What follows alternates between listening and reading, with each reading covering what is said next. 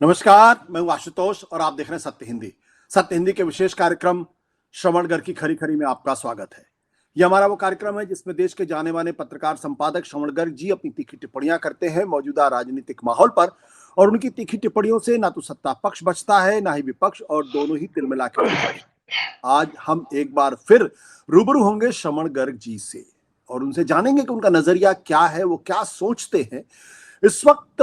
पिछले कई सालों से, बल्कि मैं ये कहूं तो ज्यादा बेहतर होगा कि दक्षिण भारत के अंदर केंद्र को लेकर और केंद्र की सत्ता को लेकर, यानी दिल्ली में भारतीय जनता पार्टी की सरकार को लेकर एक अजीबोगरीब अनईजीनेस दिखाई पड़ रही है।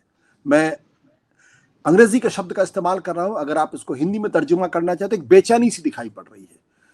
और ये बेचैनी इस वजह से है क्योंकि कहीं ना कहीं तमिलनाडु, केरल, कर्नाटक, तेलंगाना और आंध्र, ये जो दक्षिण भारत के राज्य हैं, इनके अंदर एक सोच ये पैदा हो रही है कि दरअसल कहीं ना कहीं भाषा के स्तर पर या आर्थिक स्तर पर कुछ ना कुछ उनके ऊपर थोपने की कोशिश की जा रही है। जो मौजूदा विवाद है, दरअसल मौजूदा विवाद हिंदी को लेकर है, न्यू एजुकेशन पॉलिसी को लेकर है। केंद्र का ये जोर है कि तमिलनाडु के अंदर 3 भाषाएं पढ़ाई जाए और हिंदी उनमें से एक हो। तमिलनाडु इसका जबरदस्त तरीके से विरोध कर रहा है और वो ये कह रहा है कि दरअसल तमिलनाडु के ऊपर हिंदी को थोपने की कोशिश की जा रही है।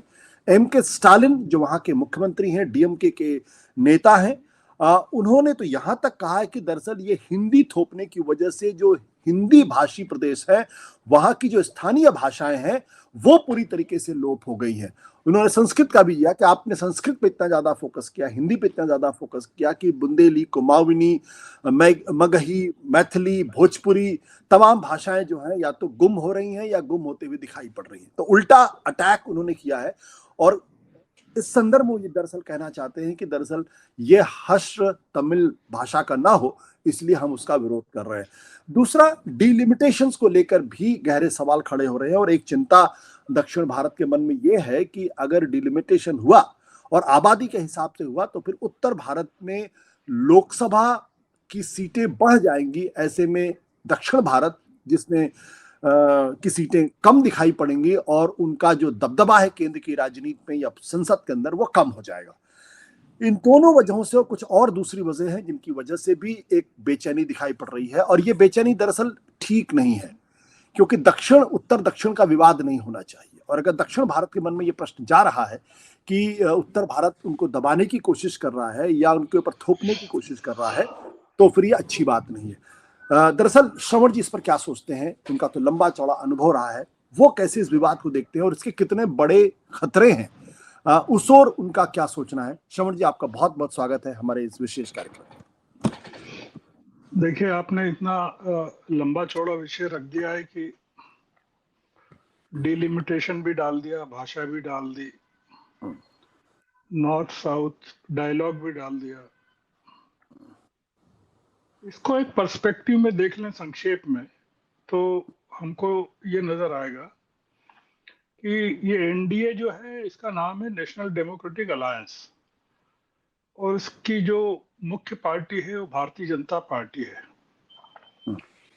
इनकी ये दिक्कत है कि न तो एनडीए नेशनल है और न भारतीय जनता पार्टी भारतीय है।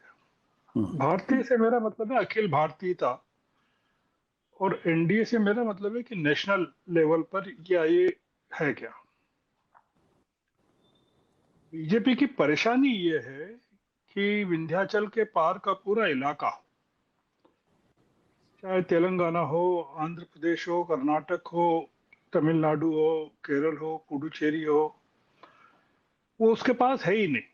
और काफी समय से नहीं है। ऐसा नहीं है कि वो तात्कालिक घटना हो। कर्नाटक को सिर्फ छोड़ सकते हैं, हालांकि वो भी कांग्रेस का गढ़ रहा है। तो अभी तो वो उसमें इंडिया अलायंस का कर्नाटक में सरकार है। अब भारतीय जनता पार्टी, अगर इस पूरे विवाद की जड़ में जाना हो थोड़ा सा, तो आप पाएंगे कि ये जो चुनाव था कर्नाटक का और तेलंगाना का, तो अगर आप उसमें देखें तेलंगाना और कर्नाटक के चुनाव में, तो वो पोलराइजेशन करने की पूरी कोशिश की गई हिंदू मुस्लिम के आधार पर। हम्म, अगर आप कर्नाटक में एक इलेक्शन कैंपेन को ध्यान में लाएं या तेलंगाना में लाएं जहां ज्यादा मुस्लिम आबादी है, तो आपको पता चलेगा कि बीजेपी ने कर्नाटक में तो अपनी जान झोंक दी थी उसको, मतलब हनुमान का जो प्रवेश करवाया था मोदी जी ने। अब दिक्कत यह है कि तमिलनाडु में अगले साल चुनाव है, हम्म, और तमिलनाडु में अगले साल चुनाव है, तो पोलराइजेशन किस आधार पर किया जाए, पहली चीज। मतलब मतदाताओं को विभाजित करना हो तो कैसे करें। दूसरा मुद्दा यह है कि इस समय महाकुंभ खत्म हो गया, ऐसे कई मुद्दे हैं, जैसे मोदी जी की यात्रा का मुद्दा है, मार्केट लगातार टूट रहा है, इकोनॉमी ध्वस्त हो रही है। इन हम्म, सब से लोगों का ध्यान हटा के एक ऐसे मुद्दे को क्यों नहीं जीवित किया जाए, या उसका भूत क्यों नहीं जगाया जाए, जिसको यहाँ की भाषा में कहते हैं मसान क्यों नहीं जगाए, जो काफी सालों से, दशकों से चला आ रहा है। और हिंदी को लेकर जो सेंसिटिविटी है तमिलनाडु की, हम्म, उसको ये फिर से जगा रहे हैं एक वोट के डिवीजन के लिए, कि कैसे तमिलनाडु में अपने फुटप्रिंट्स कायम करे बीजेपी। केरल में दो चीजें हुई। एक तो केरल में लोकसभा के चुनाव में बीजेपी की को एक सीट मिल गई। तमिलनाडु में ये हुआ कि बीजेपी को या एनडीए को 50 लाख वोट मिल गए, हम्म, और वोट शेयर 11%, 11.5% के करीब मिल गया। इसने उम्मीदें ये जगा दी है कि अमित शाह जी ने कहा कि हम अगले साल तमिलनाडु में सरकार बना रहे हैं।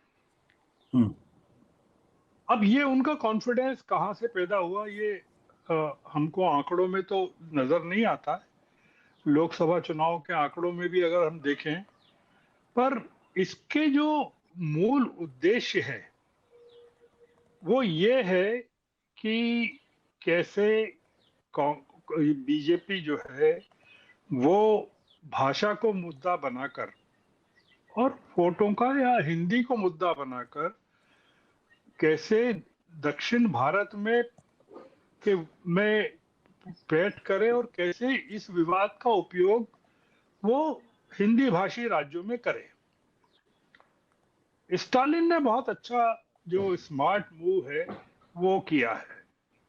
हम्म, वो स्मार्ट मूव ये है कि जो आपने बताया कि जो तमाम उत्तर भारत की भाषाएं हैं, हिंदी और संस्कृत के कारण वो समाप्त कर दी गई, जिसमें बुंदेली का, कुमायूनी का, मैथिली का, भोजपुरी का, उन्होंने हर राज्य की एक भाषा का नाम लिया, जो कि बहुत ही स्टडीड, जिसको जी, जो भाषाविद हैं हमारे कई देश के देवी जैसे हैं, उन्होंने और हम्म, लोगों ने इस चीज को इस्टेब्लिश किया है कि हिंदी ने और संस्कृत ने कैसे उत्तर भारत में भाषाओं को खत्म कर दिया, पूरी भाषाओं को, साहित्य को खत्म कर दिया। एक तो ये मुद्दा है। दूसरा जो जी, मुद्दा है वो ये मुद्दा है कि तमिलनाडु में या डीएमके ने सनातन का जो विरोध किया, या सनातन को लेकर जो कंट्रोवर्सी की थी, तो वो मिसफायर हो गई थी। अगर आपको याद हो तो बीजेपी ने उसको एक बड़ा मुद्दा बनाया था, तो हम्म, वो चला नहीं। तो अब वो भाषा को, मतलब बीजेपी के पास कोई मुद्दा नहीं है असल में, ये कहें कि तमिलनाडु में घुसपैठ करने के लिए, घुसपैठ के लिए कोई मुद्दा नहीं है कि वो कैसे घुसपैठ करे।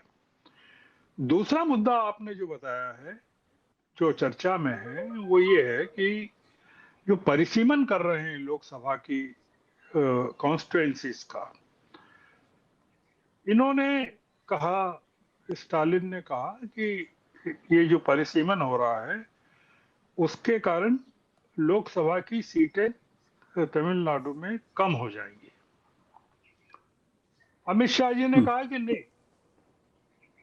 तमिलनाडु में सीटें कम नहीं होंगी। उन्होंने हम्म, आश्वस्त किया 39 की 39 रहेंगी। उन्होंने ये नहीं कहा, अमित शाह जी ने, कि उत्तर भारत में कितनी सीटें बढ़ रही हैं। उत्तर भारत को अगर हम कहें तो जो बीजेपी का वोट बैंक एरिया है या कैचमेंट एरिया है, उसमें बिहार जैसे माने, या उत्तर प्रदेश, मुख्य रूप से मध्य प्रदेश, छत्तीसगढ़, राजस्थान, एक अनुमान ये है आशुतोष जी कि जी। करीबन 150 से 200 सीटें बढ़ने वाली हैं इस परिसीमन के कारण। हम्म, और मैक्सिमम सीटें बढ़ रही हैं उत्तर प्रदेश में और बिहार में, सबसे ज्यादा उत्तर प्रदेश में बढ़ रही है।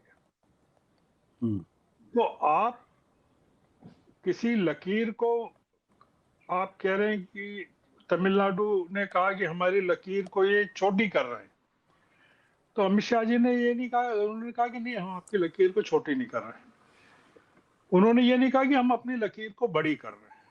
हम्म, तो it amounts to the same thing कि आप पूरे के पूरे साउथ को, जिसमें जहां आप हैं ही नहीं, आंध्र में नहीं, तेलंगाना में नहीं, कर्नाटक में नहीं, तमिलनाडु में नहीं, केरल में नहीं, और ये बड़े पढ़े लिखे इलाके हैं जहां पॉपुलेशन की जो ग्रोथ है वो उतनी नहीं है जितनी मतलब भागवत जी जो कह रहे हैं कि पूरे हिंदू परिवारों को ज्यादा से ज्यादा बच्चे पैदा करना चाहिए, तो उन्होंने तमिलनाडु के हिंदुओं ने कहा नहीं करेंगे जाओ, या दक्षिण के हिंदुओं ने कहा नहीं करेंगे हम, क्योंकि हमारी इकोनॉमिक सिचुएशन ऐसी नहीं है कि हम ज्यादा बच्चे पैदा करें।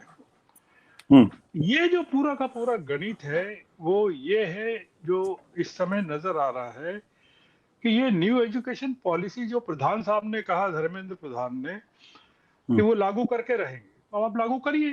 तो आप चाहते हैं कि ये कॉन्फ्रंटेशन हो, और कॉन्फ्रंटेशन में वायलेंस हो, और वायलेंस के कारण डिस्टरबेंस हो, और आप उसको एक रुख ये दें कि ये एंटी नेशनल है डीएमके, और ये जो इंडिया अलायंस है ये एंटी नेशनल है, और आप पूरे इंडिया अलायंस को इस पोलराइजेशन के जरिए ध्वस्त करने की एक आप कोशिश, असफल कोशिश आप करना चाहते हैं। एक थोड़ा सा मैं एक आपको फिगर देना चाहता हूं कि ये जो बीजेपी का जो कॉन्फिडेंस का जो कारण है, जो दिखता है कि अमित शाह जी कह रहे हैं कि, क्योंकि सवाल ये है कि अब जो चुनाव होने वाले हैं 2026 में, वो केरल में भी हैं, पुडुचेरी में भी हैं, और तमिलनाडु में भी हैं, और असम में भी है, मतलब अगले साल, और वेस्ट बंगाल में भी है।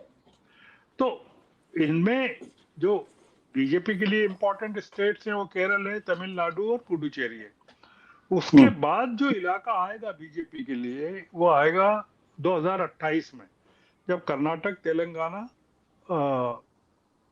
में चुनाव होंगे, और आंध्र प्रदेश के तो 2029 में होंगे। तो इसलिए ये अब जो है 26 का जो साल है, साउथ में घुसपैठ के लिए बीजेपी के लिए एक आखिरी अवसर है। ये पूरी की पूरी जो कवायद है, इसमें वायलेंस अगर होता है, या 8 मार्च को डिमिलिटेशन को लेकर स्टालिन ने बैठक बुलाई है दक्षिण के राज्यों की, और वो काफी गंभीर मामला बन सकता है, क्योंकि सारी की सारी लगभग इंडिया अलायंस की स्टेट्स हैं। उसमें अगर आंध्र के चीफ मिनिस्टर कहें कि मैं नहीं जाऊंगा उस बैठक में क्योंकि वो एनडीए का हिस्सा है, तो एक मुद्दा अलग है। या केरल के चीफ मिनिस्टर अगर अड़ जाए कि नहीं मैं नहीं जाऊंगा, तो वो मुद्दा अलग है। पर बाकी ये एक कॉन्फ्रंटेशन का नॉर्थ और साउथ के बीच में एक बड़ा मुद्दा बन रहा है। बीजेपी चुनाव के टाइम पे ही ऐसे, एक बात ये भी है कि बीजेपी चुनाव के टाइम पे ऐसे मुद्दे लाती है। देश की जनता को ये समझना चाहिए कि भैया आप चुनाव के टाइम पे इस तरह की चीजें क्यों लाते हैं, जब एक जगह चुनाव है तब आप इस तरह के मुद्दे क्यों लाते हैं। आखिरी पॉइंट ये कहना चाहता हूँ आशुतोष जी कि 2024 के लोकसभा पोल्स में जो हुए थे, 234 असेंबली कॉन्स्टिट्युएंसीज हैं तमिलनाडु में, 234। और उसमें क्या हुआ कि 2021 के चुनाव में तो इंडिया अलायंस को 159 सीटें मिली थी, जो अभी असेंबली में सीटें हैं 159। और ये जो 2024 का जो चुनाव हुआ था, इसमें 221 में उसको लीड मिली इंडिया अलायंस। इसका मतलब क्या है? मतलब 159 से बढ़ के 221 पे पहुंच गई इंडिया अलायंस 2024 के लोकसभा चुनाव में असेंबली सेगमेंट्स में। और बीजेपी को जो अभी वर्तमान में 4 सीटें हैं असेंबली में, किसी भी सेगमेंट में असेंबली के उसको 0 मिला, मतलब एक भी सीट में उसको या एक भी असेंबली कॉन्स्टिट्यूएंसी बढ़त नहीं है, बढ़त नहीं मिली। और एनडीए का जो दूसरा पार्टनर है पीएम के, उसको 3 में लीड मिली, जबकि वर्तमान में उसको 5 सीटें हैं विधानसभा में। इसका क्या मतलब है कि बीजेपी को के सामने बहुत बड़ा खतरा है अगले विधानसभा चुनाव में। कि वो खतरा ये है कि हो सकता है एनडीए का सफाया हो जाए, या उसको एनडीए अगर उसको एआईडीएमके के साथ समझौता करना पड़े तो अपने तमिलनाडु के स्टेट प्रेसिडेंट को हटाना पड़ेगा, जिनके कारण एआईडीएमके उनसे अलग हुआ और एआईडीएमके को नंबर 2 पर आई वहां जो तमिलनाडु के चुनाव हुआ। मैं ये जो संक्षेप में अगर आप खत्म करें 1 मिनट में, तो ये इसका परिणाम कुछ नहीं निकलना है। ये जो पूरी की पूरी चीज है, वो उसके पीछे बीजेपी की डिजाइन्स क्या हैं। और एक चीज और हम लोग किसी बहस में हमको करना चाहिए, अपनी किसी डिबेट में करना चाहिए कि देश को चला कौन रहा है, प्रधानमंत्री चला रहे हैं कि अमित शाह चला रहे हैं। ये एक बड़ा मुद्दा है, क्योंकि हम लोगों ने शायद इस पर गौर नहीं किया कि चाहे जितने इंपॉर्टेंट मुद्दे हों देश के, चाहे डिलिमिटेशन का हो या न्यू एजुकेशन पॉलिसी का हो या चुनाव का हो या और कोई चीज हो, सारे मुद्दों पर केवल एकमात्र आदमी बोल रहा है सरकार की तरफ से, जो कि गृह मंत्री है। मतलब अगर पोर्टफोलियो के हिसाब से आप जाएं तो वो देश का गृह मंत्री है, पर वो उन चीजों पर बोल रहे हैं जिनका संबंध नेशनल पॉलिसीज से है या नेशनल इंटीग्रेशन से है। प्रधानमंत्री गायब है। हमको इसका क्या मतलब समझना चाहिए कि क्या देश में लोग देख नहीं रहे हैं कि लोग बोल नहीं रहे हैं। बस ये आखिरी जो मैं वाक्य कहना चाहता। तो हम आज की चर्चा इसी नोट पर खत्म करते हैं। जी जी, thank you sir, thank you, thank you.